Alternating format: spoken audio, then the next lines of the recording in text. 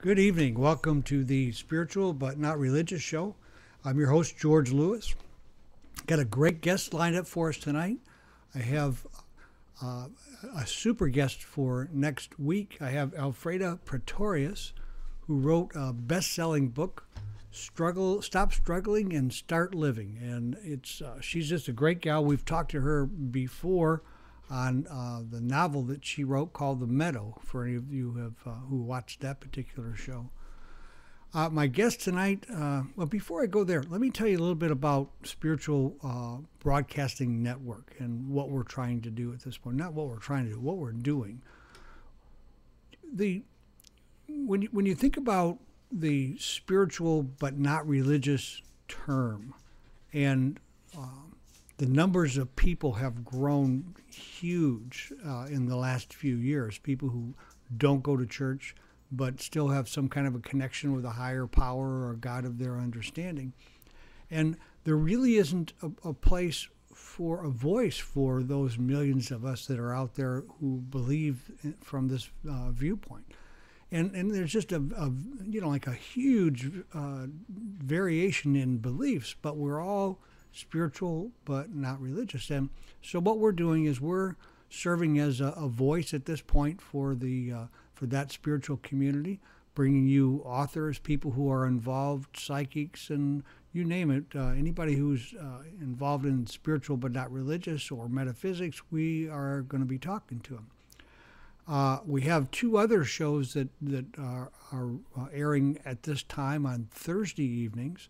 We have Brian Hill, who is a world-renowned astrologer, and his show is The Upside of You.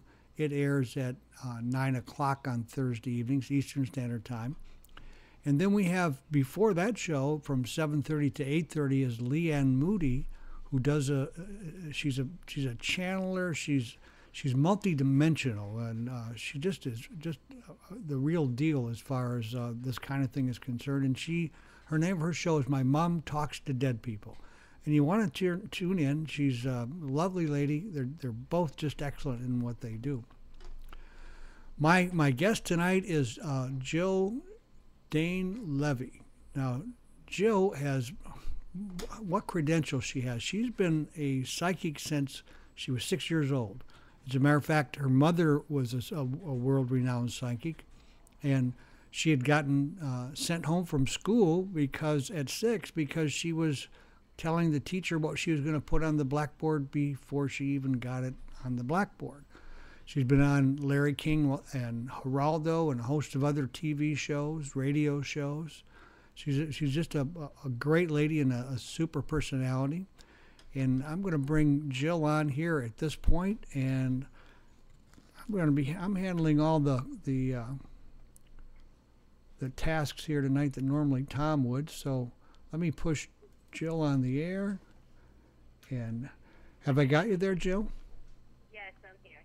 Great. Good. I've been looking forward to tonight. You're a busy lady. Your computer volume, you're going to need to turn that down, Jill. God, I don't know how to do that. Oh, God, I don't know how to do this. I don't know how to do it. You left. Okay. Did I do that? No. That there should be a mute button in the should lower be right-hand corner of the screen. As a matter of fact, in the lower right-hand corner of your screen, there should be a little speaker thing. You can click that and just mute it. Okay, which one's this? I'm so horrible with computers. I think this is it. Wait. Right next to the word menu, to the right of it is a little speaker on the bottom right corner. Just click your mouse right on that. There you go. Good. I did it. Good job. Hey, especially for a neophyte, that's great. You become not only a psychic, but you're also a technophile at this point, huh? So I have assistance. I am the worst. I'm not computer savvy. I've been on the computer. My God, I've had the website since I was 20. right. And all I know how to do is my emails. That seems to be the way it is with computers. We learn just in order to do what we need to do with them, and other than that, it's just too much trouble. So you were ill, I see. You ate some Latin food, didn't agree with you? Yes, I don't want to mention the name of the restaurant, Good idea, yeah. but I had Latin food last night, and in the middle of the night, I got so sick where I had to go to the hospital today and get a shot. Wow. But it made me feel a lot better, thank God. My stomach's still kind of sore, but thank God I feel like now I feel 100% better. Good for you. Before we get started, why don't you tell our viewers about your show on WNN Radio? I started the show on WNN. We had a cable TV show and the radio show going back 14 years ago with this person. I don't know if you can remember Skipper Chuck Zink. I don't know. He had the show on national TV. It was a syndicated television show. Skipper Chuck. So we started a radio show. It was called Boomers to Seniors. And I would come on Thursdays. And that was my show, 14 years. Now it's going on 15 years. But it was called Boomers to Seniors? Yes, that's what the show started off as. Right. Like, I would come on and I would hear, and the callers would call from all over, wanting to talk to me. Right. There was more. Their show was more about health and insurance. So, and we had a cable TV show as well where I would come on twice a week. But so what happened was I decided to take the show on my own on Sundays. So I've had the show on WN Radio for 14 years, and I'm live here in South Florida, but there's callers from all over the world, Saudi Arabia, Israel. My life just aired in Kenya, and it aired in Denmark, my life on Lifetime. Oh, really? Yeah. I was on there, and it was about all the marriages and relationships that I predicted. So, and Melissa Etheridge was the one narrating the whole show. So they took us, through my life when I was younger until today. And right now it just aired in Kenya. It aired in Denmark. It aired in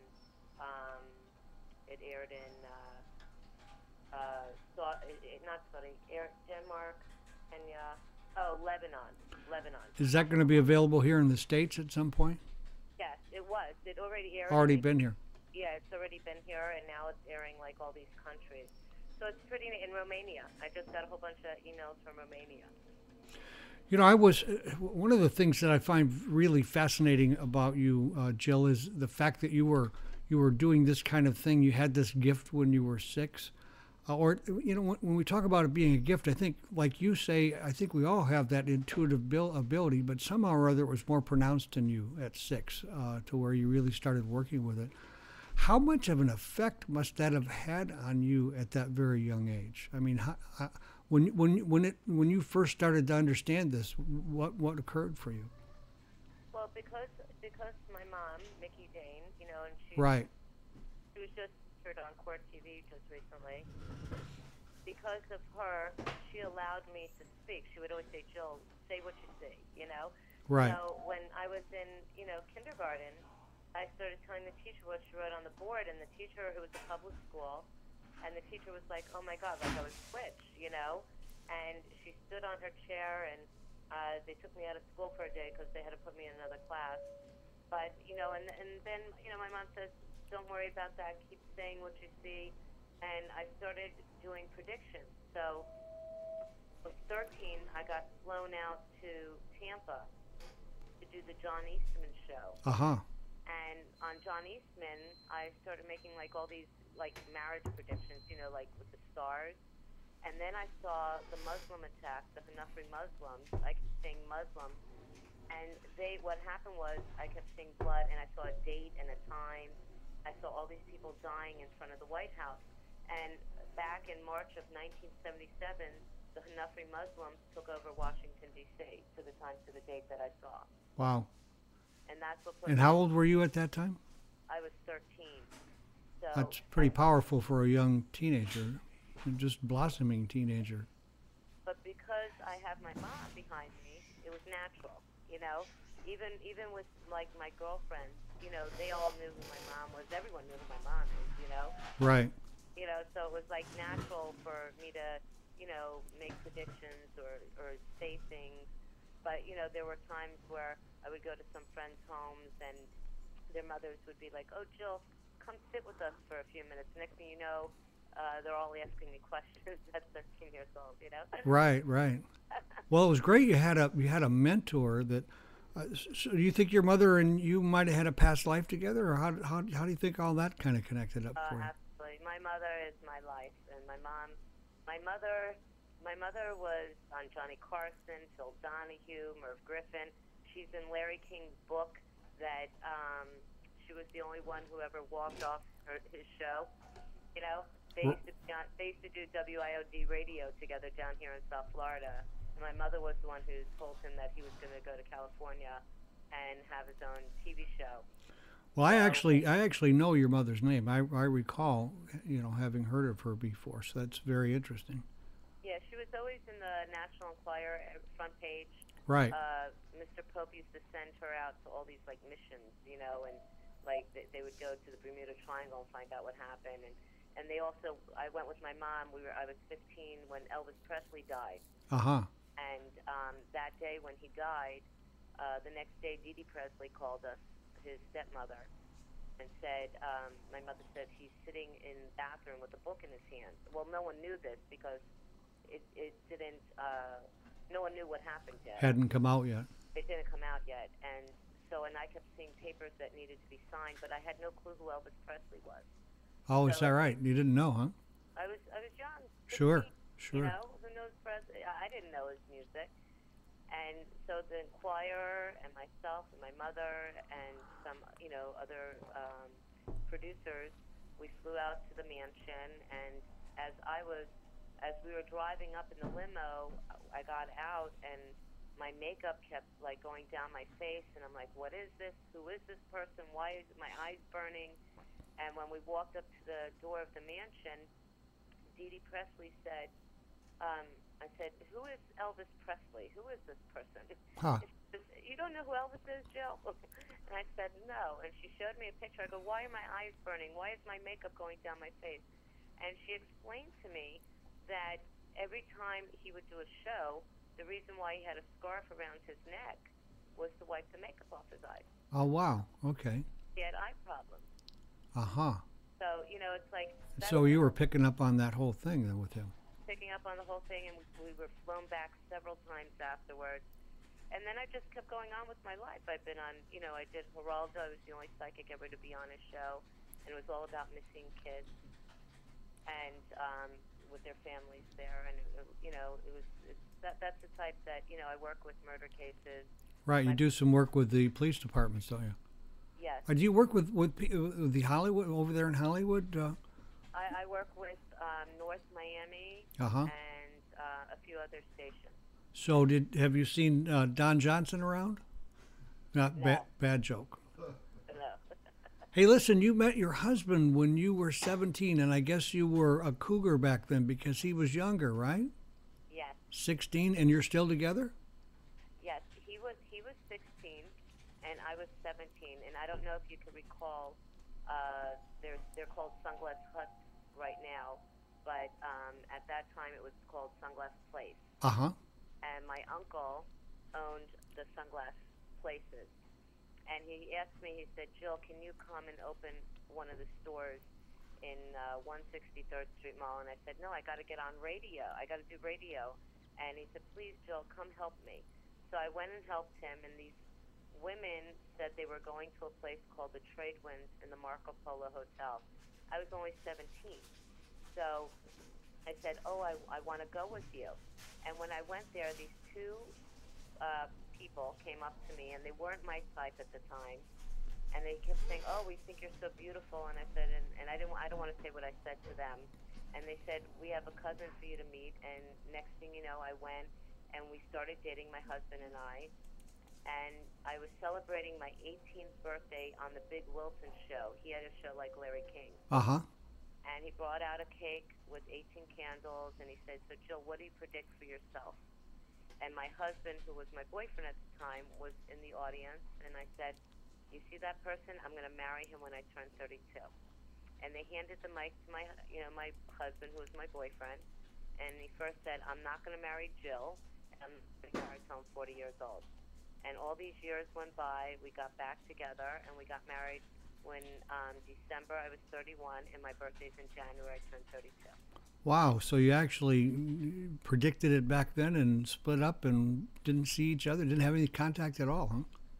No contact. Well, we did. Not in the beginning years, but Mm-hmm. when I was in my you could say later 20s. Yes. So what's your husband done for a living all these years? My husband, he owned his father owned 7 Up in New York Uh-huh. and Avion Water, and they sold it, and then they owned tilapia fish. They owned the fish farms in Ecuador, Right. but they're not. They're Jewish American, and now they had gas. He owned gas stations, and he sold them, and now he owns property and a car wash. Very good. And you live in Hollywood. I expect you live on the water there, huh? No, my apartment's on the water. I live in, but my house is in Hollywood. Oh, okay. Okay. So You located? So one of the let's see, you describe your ability as by saying it's like watching a TV camera in your head, and you can see everything about a person. And what that makes me. Are you able to turn that on and off at will, or is that something that just kind of runs? It's always there. When I'm like this morning, if I was so sick, I wouldn't be able to tell the Pope anything. Right. Pope called me, I wouldn't be able to. He could probably stand to hear a few things. Yeah, it was horrible the way I felt. But even when I'm in a store, it's amazing how I see things. And it's like I was in a grocery store and picking up I'm in the Globe every week. Right. Scope. And you have a column in the Globe? yes, I have a column. I Right. do the scope. Every week they can pick it up. But I was picking up the December issue because at the end of the year I do the whole entire year for every month. Right. So these people were like, "Oh my God, you got to get Jill Zanes," and I'm like, "Oh, is she good?" And they go, "Oh, she's amazing." And I'm looking at this lady, and I said, all of a sudden I saw someone that just passed. It just came to me, and she's like, "Oh my God, Jill, I just lost my brother yesterday, and we're here together, like food for all the families Wow. right, that are coming." So, every once in a while, like it's always there. It's when I see things. It's like a video camera. It's like everything's right in front of. So, speaking of the Globe and then your December issue, what's on tap for 2010? You have some predictions for 2010? Well, in the Globe, those are horoscopes. Oh, okay. But they were predictions for the stars and what was happening, for like certain stars and everything. And I said, that the health plan would get passed, which it did. Right. But the good thing, I just want everyone to know a good thing with the health plan. I know it's not a great prediction. No one likes that prediction. Sometimes you don't like predictions that you predict. But the one thing with the health plan is there are going to be amendments. So, like all the senators and all those people will be able to, put amendments in and change that part of it as well. Uh-huh. And then I just said another prediction. I want everyone to drink bottled water. And I've been predicting for Florida no hurricanes for the past 3 years. So someone just emailed me, "Jill, so what do you think about it?" And I just feel there's just going to be one hurricane here. One, and I hope it's a light one this year. Yeah, it's going to be a light one. Oh, For the past 3 years, all I said, on TV and radio and at my lectures, that there would only be floods and heavy winds, bad rain for all of Florida for the next 3 years, and that's what's happened these past 3 years. So, but with this year, we're still going to have crazy weather all over the world still. And it's been pretty wild, that's for sure. Wow, some of the things that have gone on are pretty amazing. Well, when I was at this doing a lecture, I said, well, Florida is going to have snow. And next week, I said, and everybody thought it was that's crazy, snow in Miami, snow in Florida. Right. And my mother predicted it back in 1977. I was there and I saw it in Fort Myers. Yeah, she Absolutely. said it was in Miami. So, so when I made that prediction, but there was snow. It did happen the week right after in Jacksonville, Orlando, and I think Gainesville. Right. You sure don't think about snow in Florida, but boy, this has been a pretty cold winter. I've been in Florida since '74, and I don't remember one that was. I mean, we've had cold winters, but not last quite this long in my memory. Anyhow, how about you? No, this has been very cold for Florida, but I prepared everybody for this. When I'm not God, no one's God, but Right. When I sit there and I say prepare yourself for big heavy storms in certain states, and I said it was going to snow in like 49 states. It did, except for Hawaii. Bad rain, bad floods. Prepare yourself. Make sure your house. I've always told people make sure your trees that live in Florida, even though I didn't see a hurricane, I said make sure your trees are cut down because the winds are heavy. Right. It's been. We just had here. Even yesterday, it was flooding in Hollywood. That's what I saw on the news. Is flooding there. We had a pretty windy day here, but not much in the way of rain.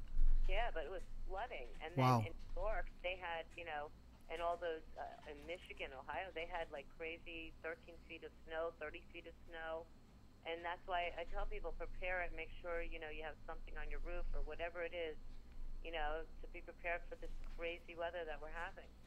So, have you done any predictions on climate change and the reality of climate change and what we might be able to do about it? Have you seen anything on that at all? Well, honestly, I don't believe there's anything anyone could do about a climate. So about change, Yeah. thing that someone could do to change climate. Climate, that's nature, Mother Nature. Of course, we're putting a lot of pollutants in the air. Do you think that it has an effect, or it doesn't seem to show up for you as that? Well, honestly, I really don't believe that has anything to do with it because people have been polluting the air for years. Right. So this should have happened, 5, 6, 7 years ago. So what other kind of things do you see for 2010? Have you, when I went to your website, I see that you were doing yearly predictions for 2007 and 8. I don't think there was anything for 09 and nothing for 10 yet. Have you stopped doing that? No, I haven't stopped. It's just that I haven't been putting them on my site. I need to because I say it on the radio. I'm thinking the whole world could watch the radio or listen. I understand. I put a lot of predictions like when I was on a radio show back in October, and I make a lot of predictions for the stars. Right. And I had said that Sandra Bullock would, and this is before the movie came out. It was a commercial, and I said she was going to win an Oscar for that, but she was also going to have issues with her marriage. I kept seeing infidelity, and there was. And Jesse James managed to, fulfill that one, didn't he? Yeah, but that was in October. Right. Then I also said on that same show about Tiger Woods that I saw he's going to have major issues, for 2010 where it's going to be found out that he's cheating. And, people boo you on those predictions because Tiger Woods. Well, yeah, it sure didn't play, until the last minute. It was like, no way, this guy's he's a role model for every kid in town, so. My God, the emails that I got, how dare I even say something like that, And this is what happened. But I believe we're going to see Oprah coming year and next year, for the end of 2010, 2011. We're going to see Oprah more toward the White House. Boy, I tell you what, she certainly seems to be aligning herself for that, doesn't she? That is a possibility. Well, I made this prediction last year for this year. Uh-huh. And, for this year going into 2011. And I also said I want a lot of people to start drinking a lot of water out of bottled water. I see something happening with our water system. And, I wanted everyone to drink bottled water, especially in Michigan, that they're going to have major issues there. For 2010, I kept seeing a lot of cures coming around for autism and for cancer. and Really? I see a lot of like they're going to go back and forth with the gay marriages. The teachers will end up okay in Florida, so I just want them to know right now that they're not going to get their money taken away if the kids don't do well. Well, that's good to hear because we don't need to be losing teachers at this point, do we? No, that's going to pass. And I'm trying to think of, I made over 100 predictions. I'm Right. trying to think of each and every one of them, We'll hear about Beyonce being pregnant this year, Beyonce and Jay-Z. Right. Trying to, Whitney's going to have a comeback. And trying to think of all these predictions I made, and I said them like in November for this year. Right. But there's so many, but the one thing I like about for health, there's going to be a lot of cures. Another thing is in 2 years, we're going to be hearing about my prediction that I'm making here, that, they're going to be doing brain surgery through the nose.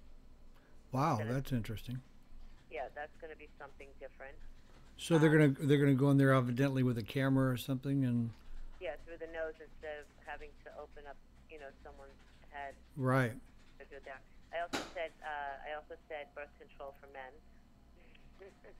That'd be a great thing. Wouldn't that be great? Yeah. In other words, you're talking about a pill for the guys? The pill for the men. All yeah. right. All right. Jeez, know. that sounds real good, doesn't it? It's a true prediction.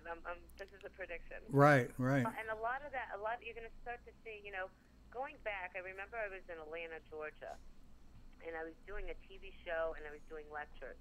And I had said back then that you're going to start to see, like in 2009, 2010, and they're going to, they're experiment with it beforehand, that there is going to be all solar homes and computerized homes where you walk in the home and the house could say, hello, Jill, Right. Started working on that going back in 2000, I think it was like back in 2003 and 2004. So the houses are going to be more green, like solar. That's absolutely happening now, yeah. Yeah, and it's going to go all over. So that's going to be amazing. And then second of all, my prediction is they're going to start manufacturing in the U.S. Manufacturing, do you have any specifics on that or just manufacturing? Yeah, we're gonna get away from China, A lot of stuff is going to be done in the U.S. instead of using China. I sure hope so, because we've gotten ourselves in some pretty dangerous territory with what we've done with China. Well, that's going to, we're going to get ourselves out of that, I'm seeing manufacturing in Ohio and Michigan area, so that's going to be good for the U.S. and for people, and there's going to be job openings. So, like when someone says about the year 2012, right? My eyes for the year 2012 is just another year, but that it's going to get our life, our economy, financially, jobs, is going to be better for 2012. Where I make a joke that the Mayans forgot, their ink ran out when it came to 2012. Well, I'm going to tell you what, for anybody who goes back and takes a look at who the Mayans were, I mean, these people were some pretty dark people, cutting people's hearts out and throwing people off their temples and blood running down. I mean, it was a horror show back then. I'm not sure I want anything that they have to predict. No, I was in shock, I was in shock going back around 4 years ago when I think it was like 3.5 years ago when I was doing lectures in New York and people were saying, oh, Jill, people said the world's going to end in 2012. And I'm like, excuse me, the world is not going to end. And I don't know where they're getting their theories from. They're putting fear in people's minds, and that's wrong. I was talking with Tom tonight, and I think I had a conversation with a woman on Facebook earlier today, and her predictions were doom and gloom, but at the same time, she had just had a divorce, and her whole life was in upheaval. And I think, some of this comes from people who aren't satisfied with the way their life is at that point. I think there's a real connection with their own psyches on this. What do you think? Yeah, honestly, I think they're reading the tabloids instead of, making predictions. Right, right. You know, they sit there and say, oh, Obama's going to die this year. God forbid, you know, he's not going to. He's not going to get assassinated, you know, or what was that other one? Dick Cheney he was supposed to be passed away by 2009, because it's all in the tabloids, you know. It's right. like, you know, but if people, you know, I have clients that are movie stars, you know, and when I read some of the front pages of these, it's a joke, because I know what's really going on in their lives. Right. And when they say this and this one broke up, they didn't break up. They're together, you know. Nothing close, right? Just a way to make a buck, right? Right, but these other people may say, well, you know, they're broken up and this and that. But you know, it's a shame that people are putting fear in people's minds about 2012, because you know, I remember I was on national TV in 1999. Right. And everybody kept saying, oh, my God, the world's going to end. That was another thing. And I said, the world is not going to end. You're going to wake up, and it's going to be the same day. Going to be another day. That's all that happens, right? It's another day. Yeah. And what happened? But they're like, the computers aren't fixed. You know, the computers are not fixed to 2000, and the banks, and they just kept going on. And I'm like, nothing is going to happen. Well, what happened? Everyone woke up, and it was a sunshine day. You know, I have a theory of my own on that, and I'm really in your camp with this.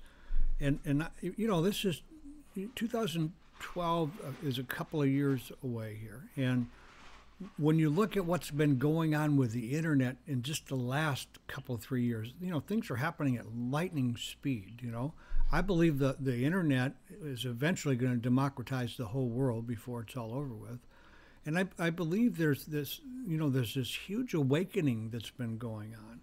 And I think if anything happens in 2012, it's going to have more to do with the end of the old way of thinking and more of a new way of thinking, where, you know, we've hit a place in time, Jill, where, you know, that old idea of only the strong survive doesn't work anymore with, you know, the nuclear stuff. And I think we're hit a place where evolution is going to require that only the kind survive. Otherwise, we'll exterminate ourselves. So I believe that, you know, I believe there'll be new technology. Everything's going to be. Yeah. You know, believe me, I believe in like maybe 15 years from now, cars are going to be flying in the air, you know. Absolutely. You know, and I remember when I made the prediction, and it's happening as we speak, where they're not going to be going on gas, they're going to be going on electricity, you know, and different type of, not gas, a different type of like oil and stuff, and that's what's happening right now. Well, sure, there's one car that fellas got that actually burns water. It uses water in the engine, and is able to make a combustible engine run on water. So, yeah, well, that's isn't that kind of part of the problem with mainstream thinking, is we can only see what we can see and what we already know, and we base pretty much everything on our past and on the moment, and we don't give enough credence to real change that happens. No, that's true, and then a lot of people, everyone just thrives on the negative. Yeah, unfortunately, it's the Chicken Little. Negative, instead of being a positive, you know, and looking what they could do to change something instead of not doing it. That's what these people are. Just like you just mentioned, this woman that you were talking to was making these predictions about, you know, doom and gloom. Yeah, because she's going through a divorce. She shouldn't even be making predictions. She's going through a bad time in her life right now. Yeah, of course, you know, like that's kind of the time we want to show up with our ideas and our beliefs. We want plenty of company in whatever we're doing, whether we're positive or whether we're negative. I have a question from Chad. Yeah, well, you know, if people would say, what can I do to change? Or what can I do to change my mind of thought? You know, do you believe in the power of prayer? Absolutely. You know, I had a girl and a beautiful client, and I remember when I saw her, when she came to sin, she was sitting in front of me, and I said to her, you got to get an MRI. And I said, your stomach's about to swell. And she said she said, no, Jill, I'm fine. And that was in April. Well, came around November, her stomach started to swell, and she finally went to another doctor and had the MRI, and she had 4-stage cancer. Wow. With spots on her liver. Wow. So she had to go through chemo, and she thought she was going to die, and I said, get out of that. Don't put that in your mind. Get it out. Say, I'm going to live, and I'm going to be able to live a very long life, because that's what I see. You are not going anywhere. And I would never predict when someone was going to pass away. So what happened was she went through chemo and everything else. She has no more cancer. Wow, that's great. And you know what else? I had my whole radio station saying prayers for her. And what happened was it worked. I tell you what, Jill. I have a very similar story myself. In the spring of 2004, I lead a meditation, and I've led it for many years. And one of the men that I know was there. He said, "George, are you all right?" And I was feeling fine. He said, "You look really bad." And he was seeing something I couldn't see. I was evidently gray or whatever. In July of that year, I got diagnosed with cancer, and I was supposed to be over for me also. But I'm going to tell you what, prayer absolutely works. I had a lot of people praying for me, and I'm sure that played as big a role as the chemotherapy and the radiation. I believe the power of prayer really helped you. Yeah, absolutely. Just no doubt in my mind about it. That's my theory. So, are you a medical intuitive also? Yes, I am. Yeah. You pretty well cover the gambit, don't you? I'm sorry. Yes. Yeah. Well, I've been predicting marriages and, working on. This is a funny story about the medical part, but I saved her life. She was sitting in front of me, and I said to her, "You need to go. You got to go to the doctor." And she says, "Jill, nothing's wrong with me." So what happened was, I said, "Call your doctor's office." And she said, "Jill, nothing is wrong." Huh. So I put the phone on speaker. We called the doctor's office, and they said, "We don't have an appointment for 3 weeks." And she says, "But Jill Dane, she's like, Jill, do you hear that?" And I said, "Tell her who you're sitting in front of."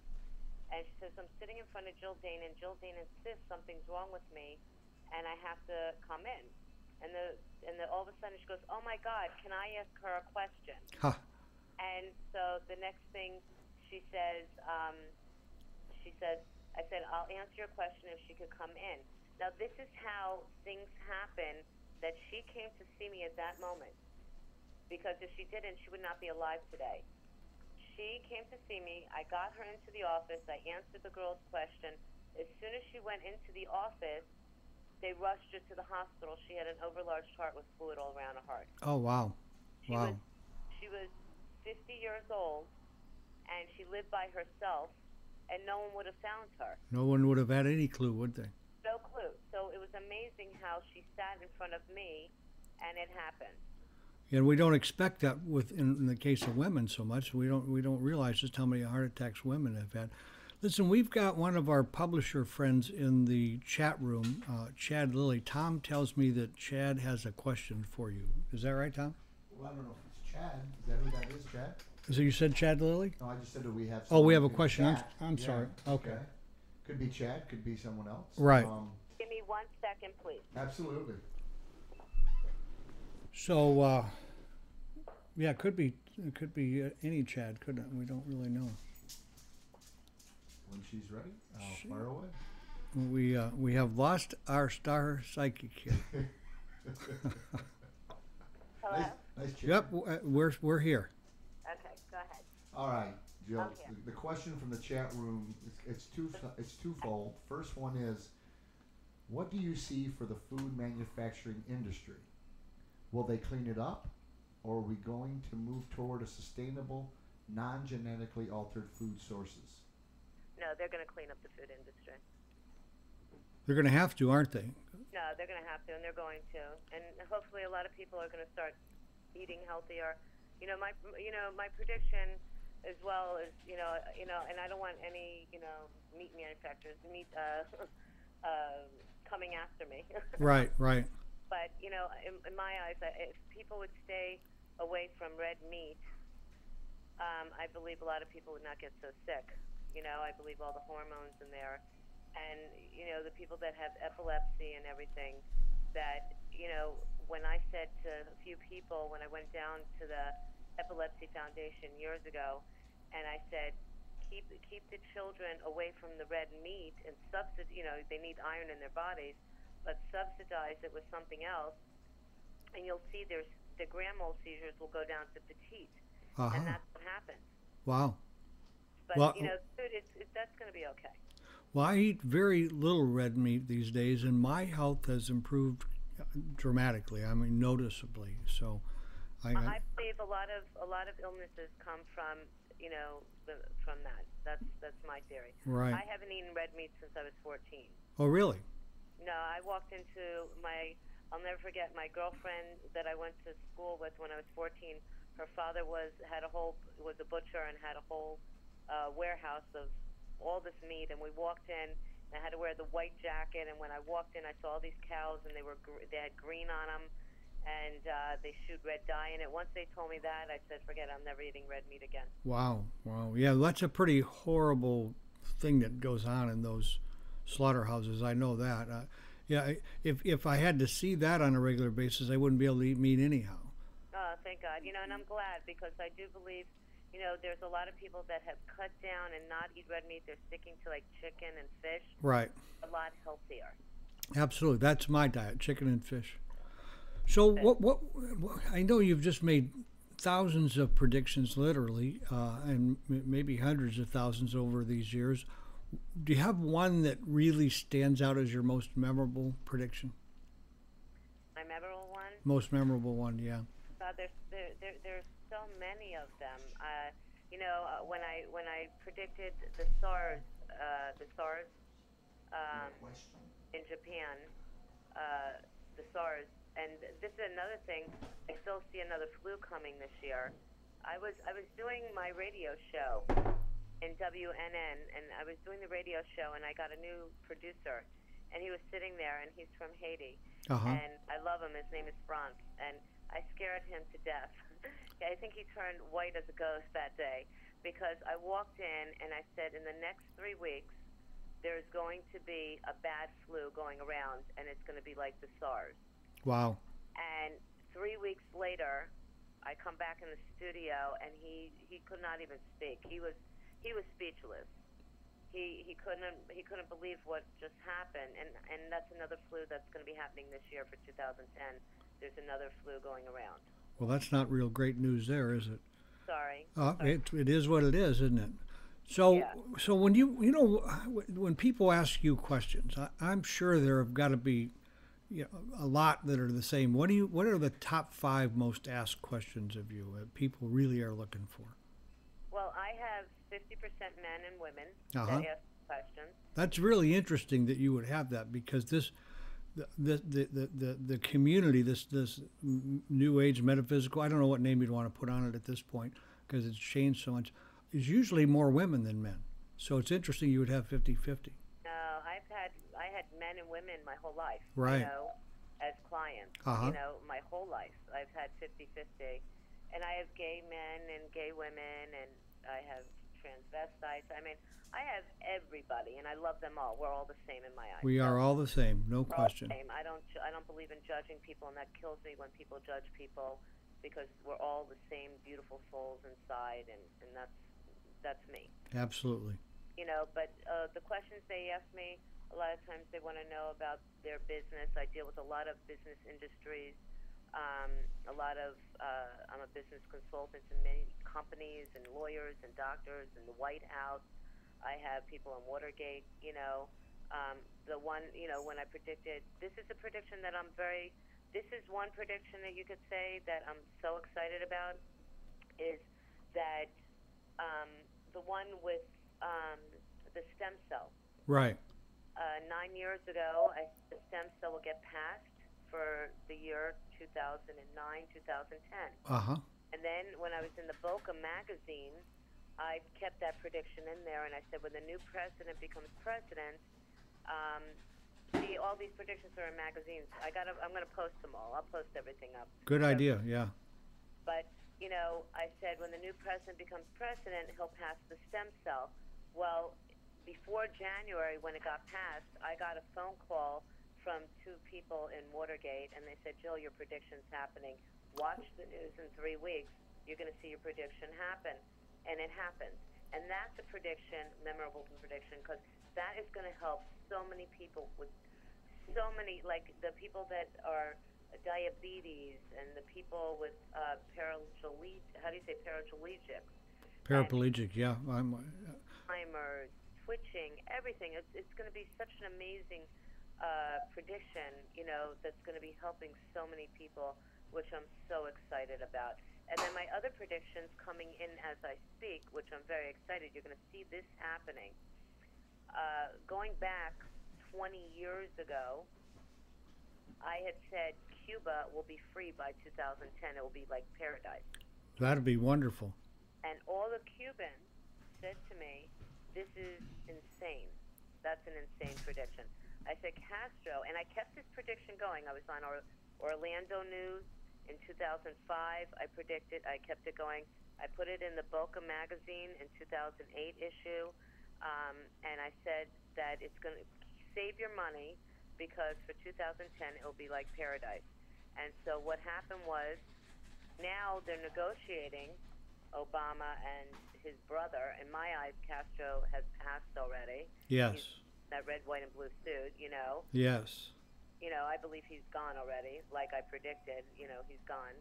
But people should save their money because it's going to be huge. It's going to be a paradise. People are going to want to fly over there and build something, You bet. And now we're allowed to go over there and spend a lot of money if you want to. Before you weren't allowed to. Exactly. Couldn't go at all.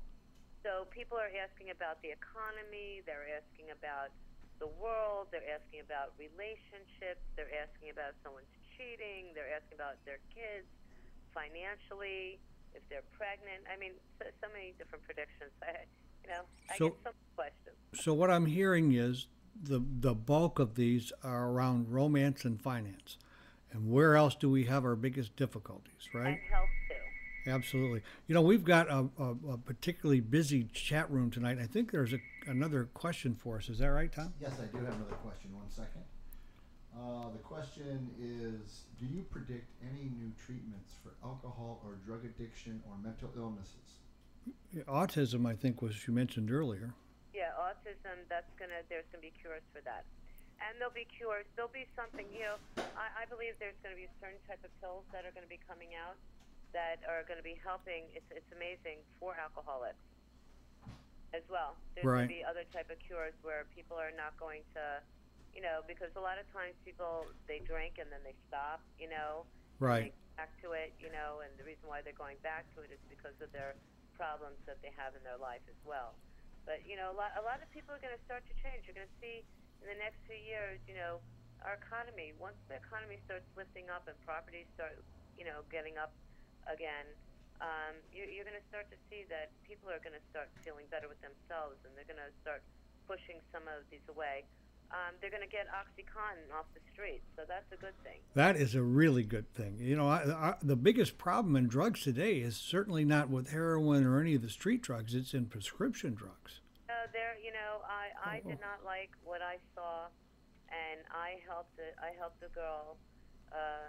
She came in front of me, and that's when I said, I'm taking charge here because I have children, and it's a big issue in Weston, and it's a big issue all over. To these pain clinics, and they could just get a prescription and then go doctor shop and take care. That's what they do. Absolutely. And it's kids, it's children. They're children taking these pills.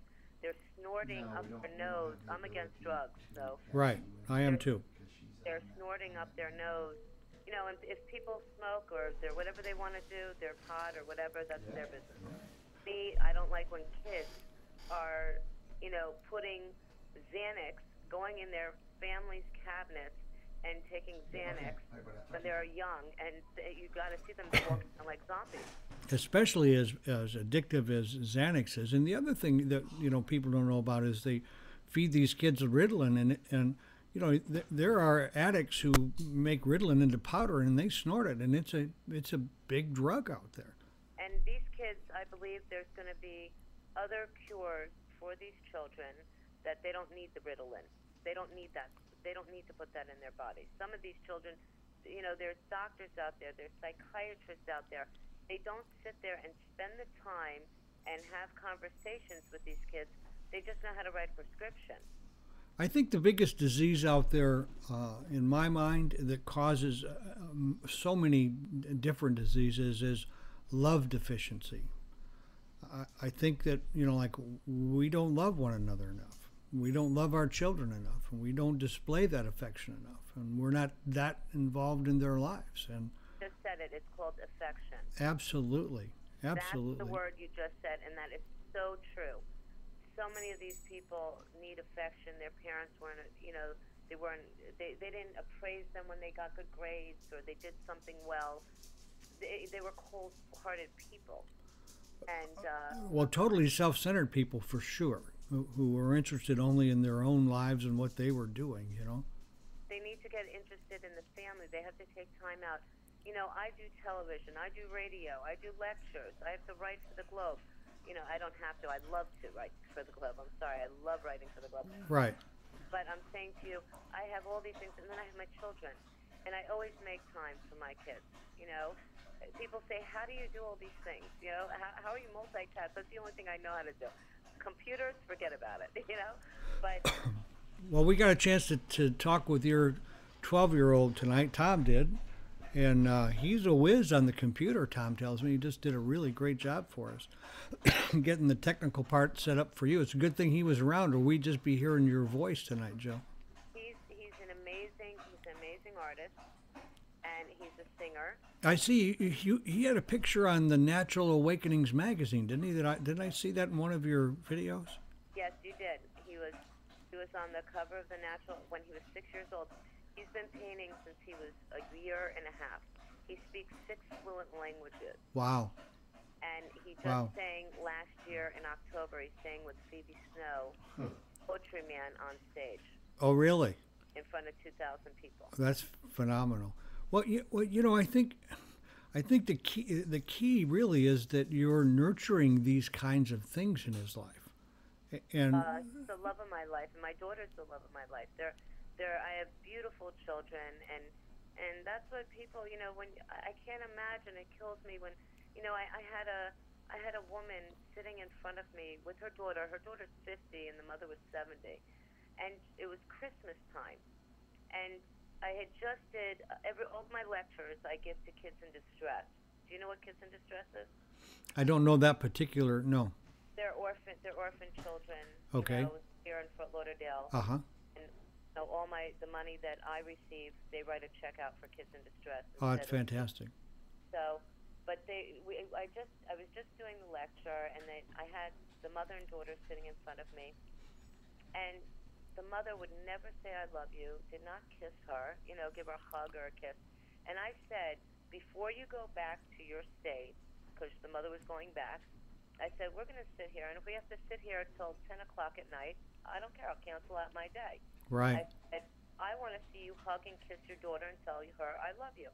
Did you know it took 2 hours Wow. for this woman to hug and kiss her daughter? And when they finally hugged, they didn't stop. And it was amazing. And now they hug and they say, I love you every day. You know, I'll tell you what, Jill, that's in my personal experience. I for years, I couldn't hug anybody below the neck. You know, that was that kind of a hug. And I couldn't hug men at all. But now I have no problem with that. I think hugging is like hugely important between friends and between family, and just, Absolutely. yeah, it's that touch, that connection there is important to our emotional and mental health, I think, and our physical health.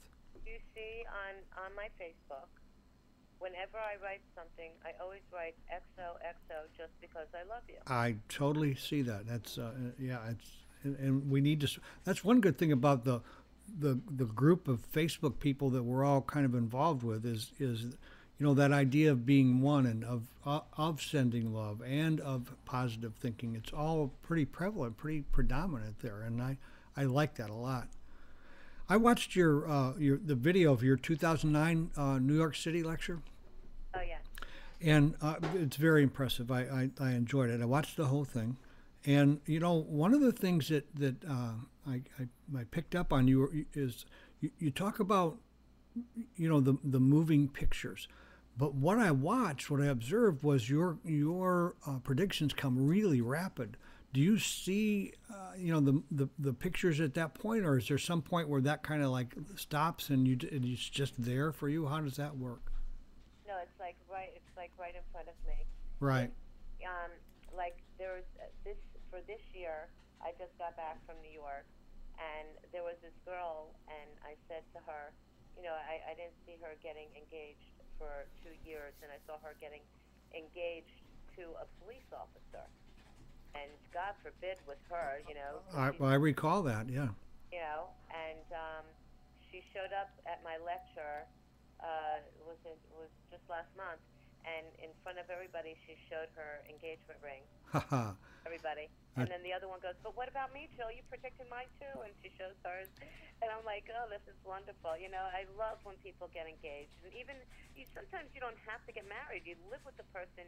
You have a Goldie Hawn, Kurt Russell relationship. Same kind of thing. And you are the love psychic. And that's fantastic. We need a lot more love in the world. One of the things that I also saw in that particular lecture that you talked about was, I'm just going to give you a little bit of my experience. Back in I guess it was the late, or maybe it was the early 80s, 81 or something like that, I took a Silva mind control course. And part of that is it's like on the last weekend, we did, like a medical thing from people that we didn't know. They'd list all the things that were wrong with them. And the idea was to see how many of those we could intuit. And I really was able to catch most of what went on. And I did that by just using the first thought that came to me as they came, and trusted that was going to be the thing. It's always first intuition. And trust in that is really huge, isn't it? Trusting. Well, there are people that, I tell people, watch out for the signs, or watch out for the red flags when it comes to relationships or business or coworkers, because in signs are, sometimes, and your intuition is telling you, what, this is not right, but you don't follow it. So what happens, a lot of people, what they do is they say, oh, God, I wish I would have listened to my first intuition. I was right. Absolutely. I was supposed to take that umbrella and didn't, got wet. Right, or if something, a lot of people are intuitive with their dreams even. They could have a dream, and I tell everyone, write your dreams down and date them. Because sometimes, or they see their friend not feeling well, and I say it to them. Even though it may sound absurd, they should say it to them. Absolutely. You know what, Joe? We've been having way too much fun together here. We're down to less than a minute already. I didn't, and I wanted to give you time in case you had something that we didn't talk about that you would have liked to have, but we're just not going to have time for that tonight. Your website is JoeDahne.com. Is that right? .com. So go take a look at Jill's website. Thank you so much for spending an hour with us. I've just had a great time with you, and I'm gonna follow your predictions this year. Thank you. Okay. Thank you. Have a good night now. You too. Bye-bye. All right. So that is the end of another great evening. I've had just a super time with Jill, and we'll have to follow and see just how well she did in her predictions. But right now, it looks like we're out of time, so I'm going to take us off the air. In the meantime, this week, make sure that you accentuate the positive and have a fantastic week.